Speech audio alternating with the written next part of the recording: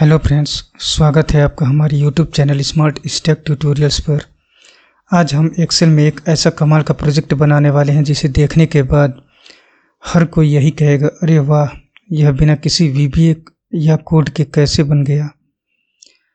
आज हम स्क्रैच से स्टेप बाय स्टेप बनाकर सीखेंगे एक डायनेमिक टेबल डैशबोर्ड। इस डैशबोर्ड में आप जैसे ही ड्रॉप डाउन से कोई भी नंबर सेलेक्ट करेंगे, आपकी पूरी टेबल उसकी mathematical equations, KPI, summary cards और 10x10 का पूरा मैट्रिक्स चार्ट अपने आप हाईलाइट होकर चेंज हो जाएगा। एक छोटी सी बात पहले ही बता दूं, आज का यह ट्यूटोरियल थोड़ा लंबा हो सकता है क्योंकि मैं आपको सिर्फ फार्मूला रटाना नहीं चाहता, बल्कि हर एक लॉजिक को गहराई और डिटेल में समझाऊंगा ताकि वीडियो खत्म होने के बाद आप खुद से ऐसा डैशबोर्ड बना सकें। तो अगर आप एक्सेल में सच में कुछ नया और एडवांस सीखना चाहते हैं तो बिना स्किप किए इस वीडियो को पूरा देखिए। चलिए बिना किसी देरी के शुरू करते हैं। सबसे पहले हम लोग अपने डेस्कटॉप पे आ जाएंगे। डेस्कटॉप पे आने के बाद सबसे पहला काम होगा कि हम लोग एक्सेल का अपना शीट बनाएंगे। तो उसके बनाने के लिए बहुत सारे तरीके हैं, लेकिन उनमें से एक तरीका मैं जो यूज़ कर रहा हूँ। तो सबसे पहले आप अपने डेस्कटॉप पे राइट क्लिक करेंगे। राइट क्लिक करने के बाद आपको यहाँ पे न्यू के अंदर आपको दिख जाएगा माइक्रोसॉफ्ट एक्सेल वर्कशीट। इसे मैं क्लिक करके यहाँ पे अपना शीट बना लेता हूँ। जैसे ये शीट बन जाएगा तो इसको मैं रीनेम करता हूँ। तो रीनेम करने के लिए मैं लिखता हूँ यहाँ पे डायनेमिक टेबल डैशबोर्ड, और इसे मैं अपने माउस से डबल क्लिक करके ओपन कर लेता हूँ। तो ये हमारा शीट ओपन हो गया है। अब हमें क्या करना है कि सबसे पहले अपने जो हम लोग यहाँ पे डैशबोर्ड बनाएंगे इसका मुझे हेडिंग बनाना है। तो उसके लिए हम लोग क्या करेंगे, E1 से लेके M1 तक ये जो सारे कॉलम है इसको मैं मर्ज एंड सेंटर करता हूँ, और इसके अंदर मैं अपना हेडिंग लिखता हूँ डायनेमिक टेबल डैशबोर्ड। और सबसे पहले मैं इसको सारे सीट को सिलेक्ट करके यहाँ से मैं सीगो UI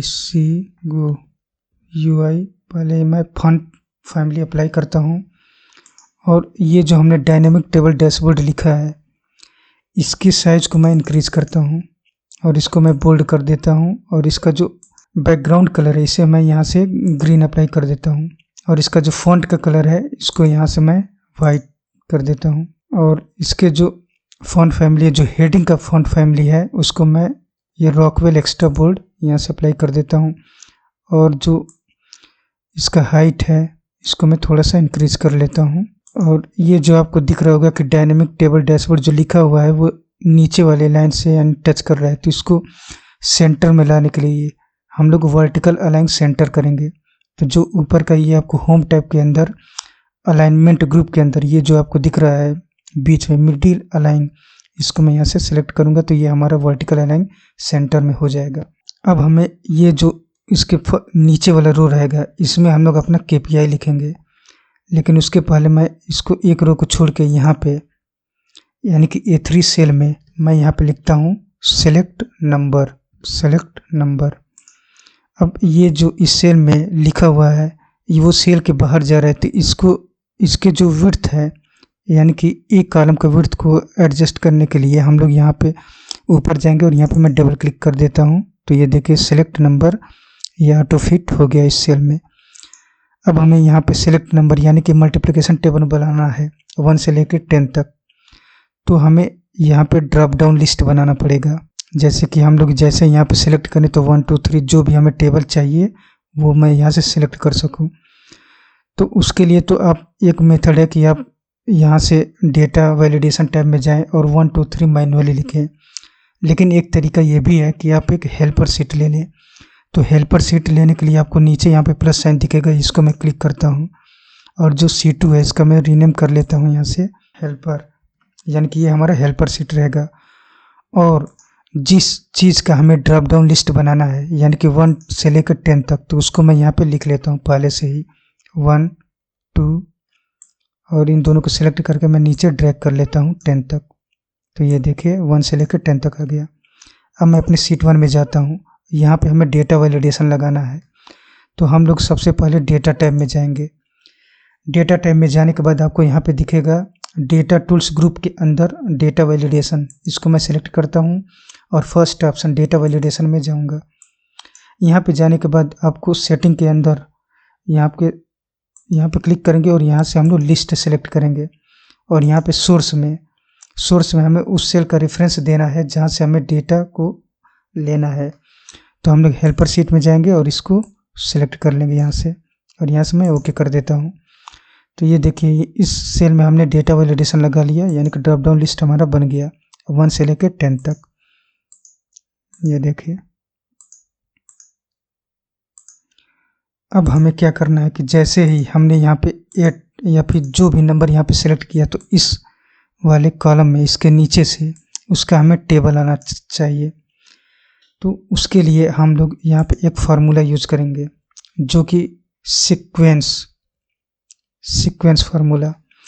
तो इसमें सीक्वेंस फार्मूले के अंदर आपको यहाँ पे 4 आर्गुमेंट यहाँ पे दिया हुआ है, एक रोज, कॉलम्स, स्टार्ट और स्टेप। तो मैं इसे आपको समझाता हूँ कि रोज हमें यानी कि 10 रोज चाहिए। जैसे 3 का अगर टेबल बनाएंगे तो 3 1 जा 3, 3 2 जा 6, 3 3 जा 9, ऐसे करके 10 तक जाएगा। तो यानी कि हमें रोज जो है वो 10 चाहिए, तो हम लोग यहाँ पर 10 लिखते हैं। फिर कामा, कॉलम जो है कि सिर्फ हमें 1 ही चाहिए, यानी कि एक ही कॉलम में हमारा मल्टीप्लिकेशन टेबल यहाँ पे रहेगा, तो यहाँ पे मैं 1 लिख देता हूँ। अगर आप यहाँ पे स्किप भी कर देंगे तब भी वो डिफ़ॉल्ट वैल्यू जो है कि 1 लेगा, यानी कि 1 कॉलम में ही आपके डेटा आएगा। फिर मैं यहाँ पे कॉमा लगाता हूँ। अब हमें यहाँ पे स्टार्ट वैल्यू देना है। तो स्टार्ट वैल्यू यानी कि जो भी नंबर हम लोग यहाँ पे सेलेक्ट करेंगे उसी का मल्टीप्लिकेशन चाहिए, तो स्टार्ट नंबर इसमें यही हो जाएगा। इसी सेल का हम लोग रेफरेंस दे देते हैं। फिर कॉमा लगाएंगे। फिर स्टेप वैल्यू वो देते हैं कि जैसे हमने जो स्टार्ट नंबर लिया उसमें स्टेप वैल्यू देने के बाद वो नंबर उसमें ऐड होके और वही जो है कॉलम में आ जाएगा आपके। तो हमें फिर उसी नंबर को जैसे 3 में 3 जोड़ेंगे तो नेक्स्ट नंबर मिल जाएगा 6, फिर 3 ऐड करेंगे तो हमें 9 मिल जाएगा। तो फिर हम लोग उसी सेल को यहाँ पे रेफरेंस दे देते हैं। देखिए B3, B3, और मैं इसको यहाँ से ब्रैकेट को क्लोज करता हूँ और आप यहाँ से एंटर करता हूँ। आपको मैं बता दूं कि जो हमने यहाँ पे सीक्वेंस फार्मूला लगाया है ये बहुत ही न्यू फार्मूला है। हो सकता है कि आपके ओल्डर MS ऑफिस के वर्जन में ये आपको देखने को ना मिले, और मेरा जो इस समय MS ऑफिस का वर्जन है वो MS 2024 है। तो ये देखिए यहाँ पे सीक्वेंस फार्मूला लगाने के बाद यानी कि 10 रोज, यानी कि यहाँ से लेके यहाँ तक 10 रोज हैं और एक ही कॉलम है, और हमने जो स्टार्ट वैल्यू दिया था, जो स्टार्ट वैल्यू B3 और स्टेप वैल्यू B3, यानी कि 3 उसके बाद स्टेप वैल्यू B3 के, यानी कि 3 में 3 ऐड हो जाएगा, फिर 3 ऐड हो जाएगा। इस तरह करके हमारा 3 का टेबल यहाँ पे नीचे आ जा रहा है। अगर मैं यहाँ से आपको दूसरा नंबर कोई सेलेक्ट करके दिखाता हूँ 4, तो ये देखिए यहाँ पे 4 का टेबल यहाँ पे आ गया। ऐसे ही मैं यहाँ पे अगर 5 सेलेक्ट करता हूँ तो नीचे आपको 5 का टेबल आ गया। अब हमें जो ये कॉलम है यानी कि ये 4 से लेकर ये 13 तक, इसमें हमें क्या लिखना है कि जैसे हमने 5 का टेबल लिखा है तो यहाँ पे मैं उसको शो कराना चाहता हूँ कि यानी कि 5 × 1 = 5, इस प्रकार से हमारा आना चाहिए। तो उसके लिए मैं हमें यहाँ पे फार्मूला यूज करना है। देखिए सबसे पहले इस सेल को मैं यहाँ पे सिलेक्ट करूँगा और इसको डबल क्लिक करके यहाँ पे इक्वल साइन लगाऊंगा। सबसे पहले हम लोग जो नंबर यहाँ पे लिख रहे हैं, जैसे यहाँ पे 5 है तो हमें वो नंबर आना चाहिए। चूँकि ये हमारा जो 5 जो है कि वो तो हमारा कॉमन रहेगा, जैसे 5 1 जा 5, 5 2 जा, यानी कि 5 जो है कि वो हमारा सेम रहेगा। तो इस सेल को हम लोग यहाँ पे F4 क्लिक करके लॉक कर देते हैं। ये सेल हमारा लॉक हो गया। उसके बाद हम लोग कैनकेटनेशन करना है, तो हम लोग यहाँ पे एंड साइन लगाएंगे। उसके बाद डबल इन्वर्टेड कामा में के अंदर हम लोग इनटू का साइन लगाएंगे, यानी कि यहाँ पे हमने स्मॉल x लिख दिया है कि जो कि देखने में आपको लगेगा कि 5 इनटू का साइन है, और इसको डबल इन्वर्टेड कामा से क्लोज करता हूँ। फिर हम लोग क्या करेंगे, यहाँ पे हमें फिर एंड का साइन लगाना है क्योंकि कैनकेटनेशन करना है। उसके बाद 1 यानी कि 1 2 3 ऐसे करके आना चाहिए। तो मैं यहाँ पे सीक्वेंस का फार्मूला यूज करता हूँ, यह देखिए सीक्वेंस, और हमें सिर्फ रोज ही चाहिए। मैं आपको इसमें बता दूं, सीक्वेंस फार्मूला के अंदर आपको दिख रहा होगा रोज और कॉलम्स के अंदर आपको ये बिग ब्रैकेट दिख रहा होगा। तो जिस भी फंक्शन के अंदर आपको अगर ऐसा बिग ब्रैकेट दिख जाए आर्गुमेंट में, तो इसका मतलब होता है कि वो ऑप्शनल होता है। उसे आप यहाँ पे आर्गुमेंट दे भी सकते हैं और उसे स्किप भी कर सकते हैं। और रोज में आपको ब्रैकेट नहीं दिखेगा, यानी कि इसको देना हमें कंपलसरी है। तो हमें सीक्वेंस 10 तक चाहिए, 1 से लेकर 10 तक। तो हम लोग इसको रोज की जगह पर 10 लिख देते हैं। 10 लिख दिया, फिर हम लोग इसको कैनकेटनेट करेंगे, यानी कि एंड साइन लगाएंगे और यहाँ पे हम लोग करेंगे इक्वल का इक्वल साइन। अब हमें यहाँ पे क्या करना है कि जैसे यहाँ पे B3 में हमने जो सेलेक्ट किया वो 5 आ जाएगा, फिर इनटू सीक्वेंस में यहाँ पे 1 आएगा, इज इक्वल टू यहाँ पे हमें 5 चाहिए, यानी कि ये जो हमारा B4 है, B4 वो हमें यहाँ पे चाहिए। तो यहाँ पे मैं लिखता हूँ B4 और यहाँ से मैं यहाँ पे आपको कैनकेटनेशन करना है, तो यहाँ पे आपको एंड साइन लगाना पड़ेगा, एंड साइन। तो देख लीजिए इस फार्मूले को, हो सकता है कि आपको थोड़ा सा ये ट्रिकी लगे, लेकिन आप अगर अच्छे से समझेंगे तो आपको समझ में आ जाएगा।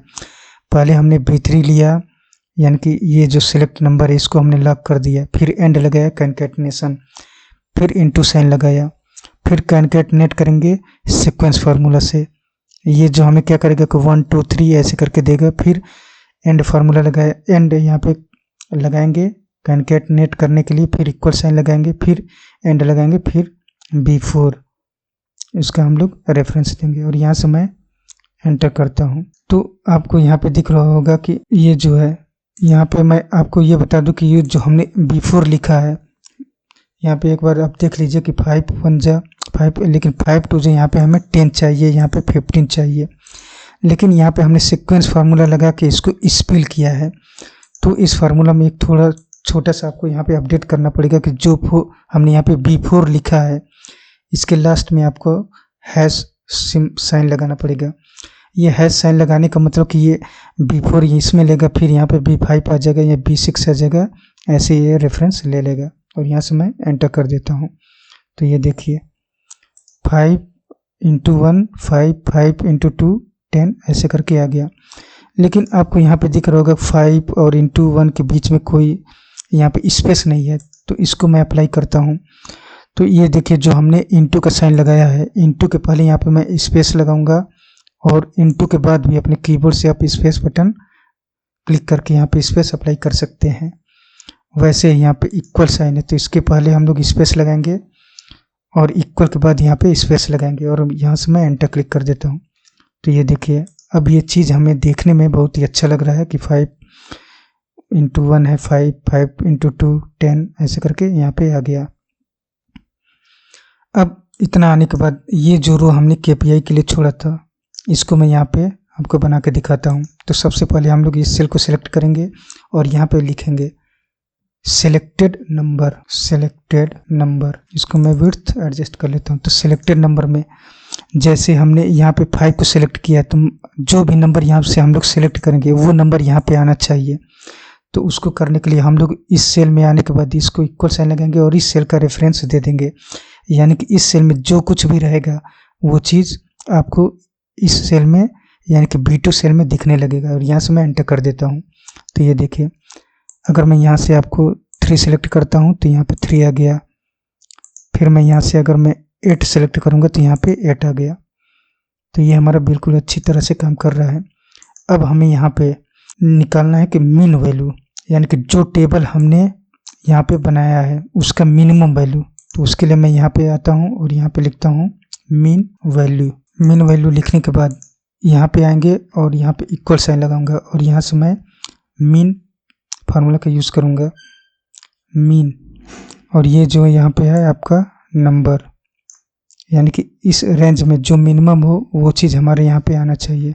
तो यहाँ से मैं इसको क्लोज कर देता हूँ और यहाँ से मैं एंटर क्लिक करता हूँ। तो ये देखिए आपको मैं दूसरा सिलेक्ट करके दिखाता हूँ 3, तो यहाँ पे मिनिमम वैल्यू 3 आ गया। ऐसे ही हम लोगों को यहाँ पे मैक्स वैल्यू निकालना है, मैक्स वैल्यू।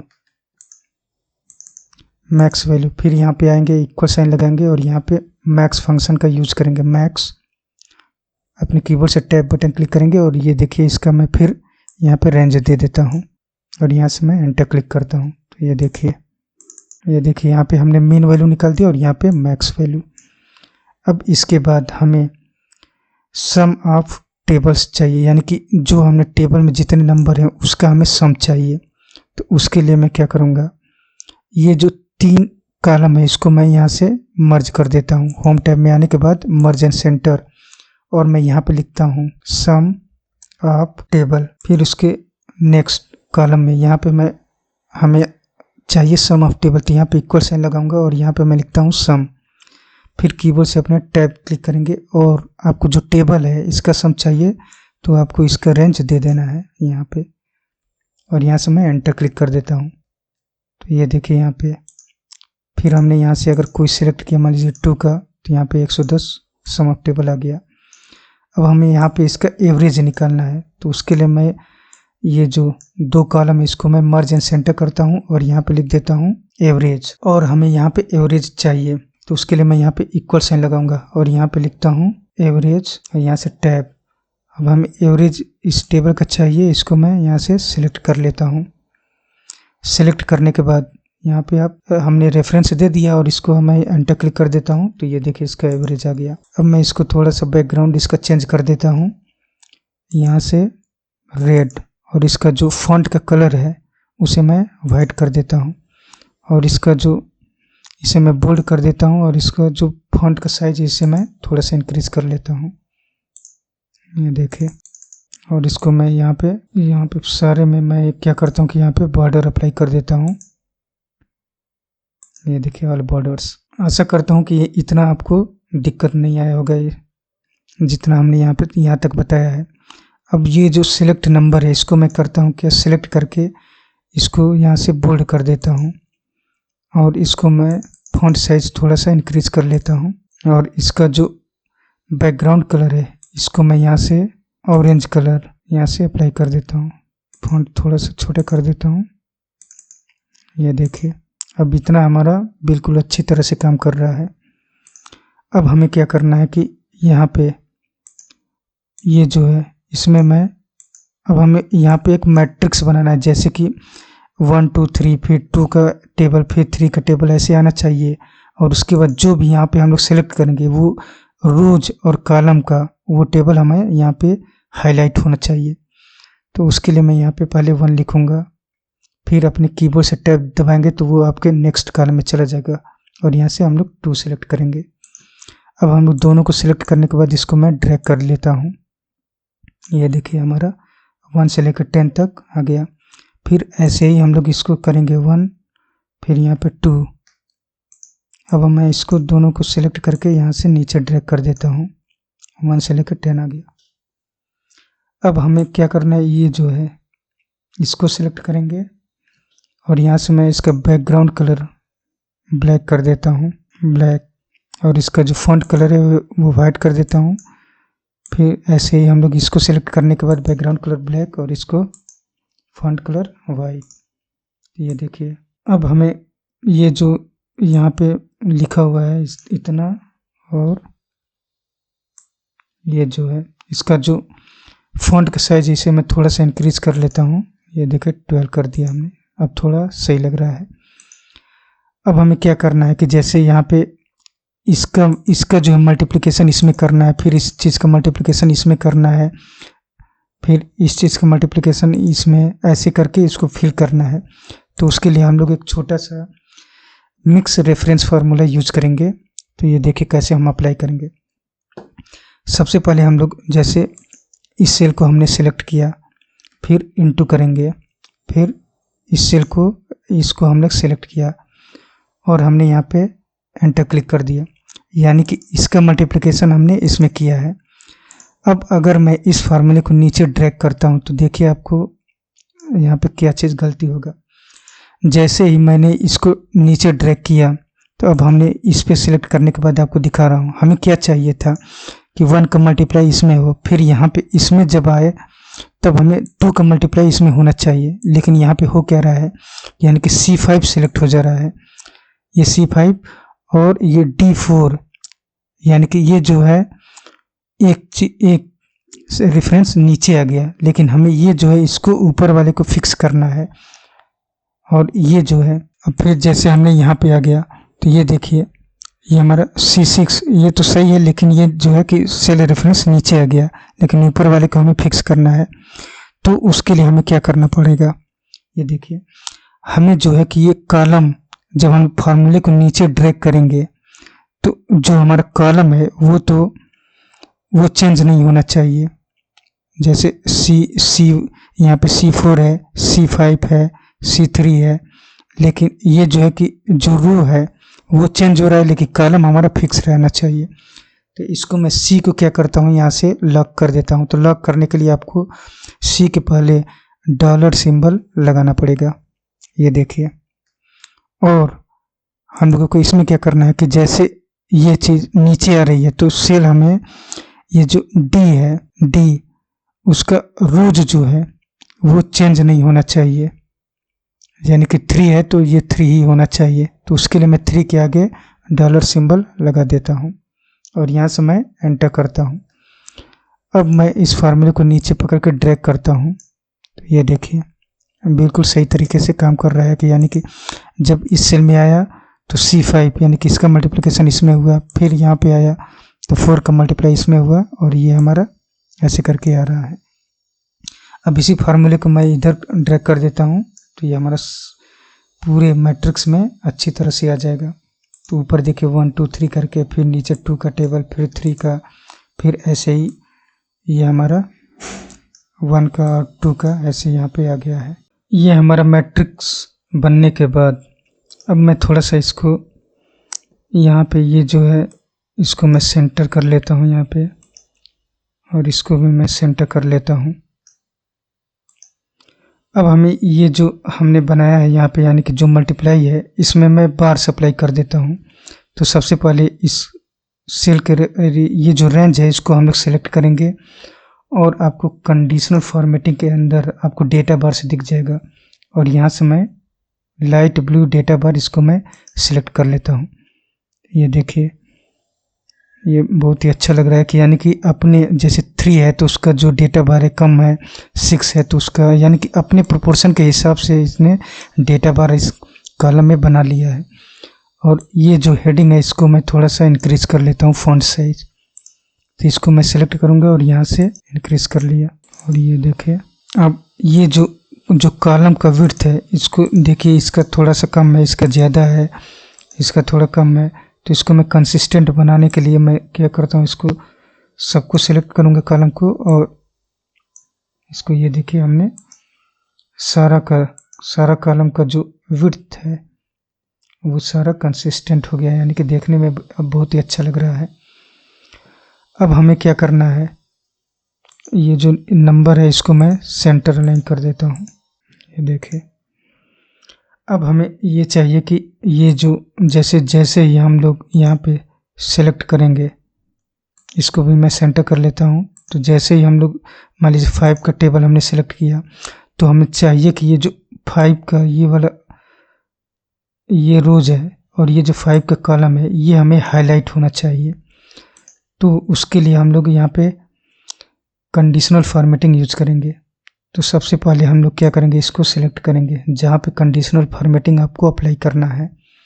उसके बाद हम लोग जाएंगे कंडीशनल फॉर्मेटिंग के अंदर, यहाँ पे न्यू रूल पे जाने के बाद आपको एक विंडो छोटा सा विंडो ओपन हो जाएगा, और इसके अंदर आप लोग जाएंगे use a formula to determine which cells to format. इसके अंदर हम लोग एक फार्मूला टाइप करेंगे इज इक्वल टू आर, और यहाँ पे ब्रैकेट ओपन, इसके अंदर हम लोग लिखेंगे ये जो C4 है, C4 लिखने के बाद ये जो 4 के अंदर जैसे हमने इसे चेक करना है कि क्या ये चीज़ इसके बराबर है, C5 इसके बराबर है कि नहीं, C3 इसके बराबर है कि नहीं। तो यानी कि कॉलम तो सेम रहेगा लेकिन रोज जो है चेंज हो रहा है। और यहाँ पे जो डॉलर साइन है, ये जो C4 यहाँ पे डॉलर साइन लगने का मतलब कि वो रो को भी फिक्स कर दे रहा है। तो सबसे पहले जो 4 के आगे डॉलर सिंबल इसको मैं हटा दूंगा। अब इसको मैं इक्वल चेक करना है किसके, बराबर, तो ये जो सिलेक्ट नंबर है इसके बराबर है कि नहीं, या फिर आर का मतलब होता है आर, इसके अंदर आप जितना भी आर्गुमेंट देना चाहें दे सकते हैं, वो उनमें से कोई भी जो ट्रू रहेगा वही आपका आंसर आ जाएगा और में। फिर हमें क्या करना है कि ऊपर वाले ये जो है ये जो कॉलम है इसको, ये जो रोज है यानी कि जैसे D3 हो गया, E3 हो गया, F3 हो गया, इसको चेक करना है। तो मैं इसको पहले सेलेक्ट करता हूँ। अब इसमें क्या हो रहा है, रोज तो आपका सेम रहेगा यानी कि D3, E3, F3, लेकिन आपका जो कॉलम है वो चेंज हो रहा है। तो यहाँ पे जो D के पहले डॉलर सिंबल इसको मैं हटा देता हूँ और यहाँ पे लिखूँगा इक्वल, और ये किसके बराबर होना चाहिए, इसके, यानी कि इनमें से जो भी ट्रू होगा वो आपका यानी कि वो ट्रू आ जाएगा और उसके हिसाब से आपका रोज और कॉलम हाईलाइट हो जाएगा। इतना होने के बाद हमें फॉर्मेट करना है, यानी कि किस चीज़ से हाईलाइट करना है। तो फिल के अंदर आएंगे और यहाँ से मैं ये जो ब्लू कलर है इसको मैं यहाँ से ले लेता हूँ, ये देखिए, और इसका जो फॉन्ट है, फॉन्ट कलर इसको मैं वाइट ले लेता हूँ और यहाँ से मैं ओके कर देता हूँ और यहाँ से ओके। तो ये देखिए, यहाँ से अगर मैं 4 अप्लाई करूँगा यानी कि 4 को सिलेक्ट करूँगा तो 4 का टेबल आ गया, सिलेक्टेड नंबर आपका आ गया, मीन वैल्यू आ गया, मैक्स वैल्यू आ गया, सम ऑफ टेबल आ गया, एवरेज आ गया, और आपके जो रोज और कॉलम है वो भी आपका यहाँ पे हाईलाइट हो गया। अब आपको ये जो ग्रिड लाइन्स दिख रहा है इसको मैं यहाँ से हटाने के लिए मैं क्या करूँगा, व्यू टैब में जाऊँगा। व्यू टैब में जाने के बाद आपको यहाँ पे दिखेगा ग्रिड लाइन्स, इसको मैं अनचेक कर दूँगा तो आपके जो ग्रिड लाइन्स है वो हट गए। यहाँ पे इसको मैं सेव करता हूँ। तो ये देखिए, ये हमारा जो डायनेमिक टेबल डैशबोर्ड है बिल्कुल अच्छी तरह से काम कर रहा है। मैं आपको फिर दिखा देता हूँ। 5, यहाँ पे 10, यहाँ पे 6। तो ये हमारा जो टेबल है बिल्कुल अच्छी तरह से काम कर रहा है। और मैं समझ सकता हूँ कि इसमें कुछ फार्मूले ऐसे जो हैं कि कुछ ट्रिकी हैं। आपको अगर एक बार में न समझ में आए तो इस वीडियो को आप दोबारा देख लीजिएगा, आपको समझ में आ जाएगा। तो अगर ये वीडियो आपको अच्छी लगी हो तो हमारी वीडियो को लाइक करें और अपने दोस्तों के साथ शेयर करें और चैनल को सब्सक्राइब कर लें। तो मिलते हैं नेक्स्ट वीडियो में किसी नए प्रोजेक्ट के साथ। तब तक के लिए नमस्कार।